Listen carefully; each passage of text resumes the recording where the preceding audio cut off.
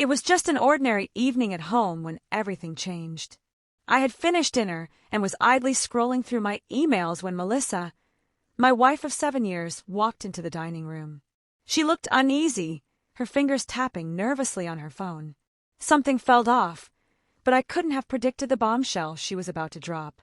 She sat across from me, avoiding my eyes, and with a hesitant voice said, "I need to tell you something. I'll be traveling for a few days with Ryan." For a second, I just stared at her, waiting for the punchline.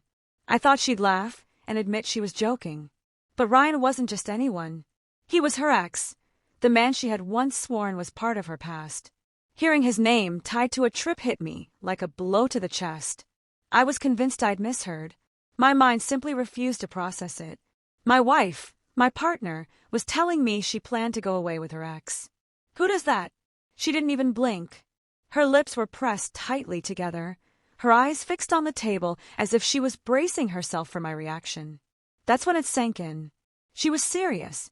The silence between us grew heavier by the second. My chest felt like it was collapsing in on itself. Still, I forced myself to stay composed. If I lost control, she'd only twist it, call me jealous or insecure. I wasn't about to hand her that weapon. Finally, I broke the silence with one word: why? My voice was calm, though anger boiled just beneath the surface. She slipped into a polished explanation. It was work-related.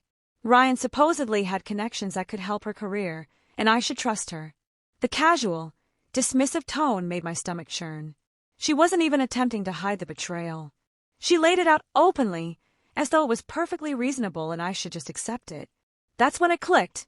It wasn't carelessness, it was arrogance. As she spoke, I noticed her stealing glances at me. She was waiting for me to break, to yell, to plead. She wanted me to lose my temper, so she could flip the script and brand me as controlling, insecure, jealous. It was a setup, and she was certain I'd fall right into it. But I didn't. I let her finish, nodding faintly, my face unreadable. She had rehearsed her lines, but she had no idea I wasn't playing her game. When her words finally faded, the silence returned. That's when I leaned back, met her gaze, and calmly said just 2 words. "Don't worry." The reaction was immediate.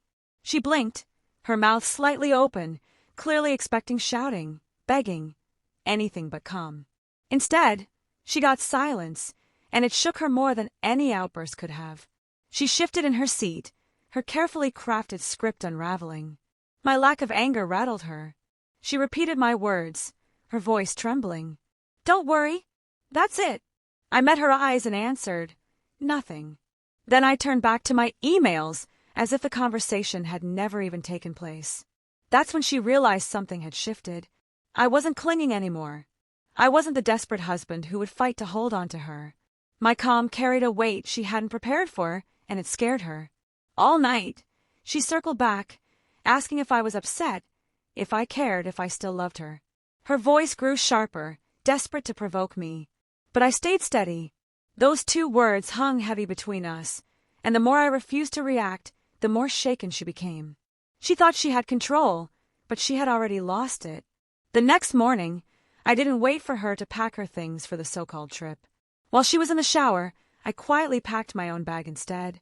On the kitchen counter, I left divorce papers and a note that read, "Don't worry. I'm done. No arguments. No explanations. Just the truth in writing." When she stepped out and saw the papers, the color drained from her face. By then, I was already out the door, head held high. Melissa had believed she could toy with my emotions, flaunt her ex, and return to find me waiting. She was wrong.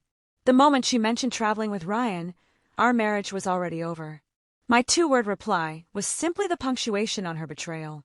It was my way of saying, I won't fight for someone who doesn't respect me. In the end, it wasn't yelling. It wasn't tears. It wasn't drama that stunned her. It was calm certainty.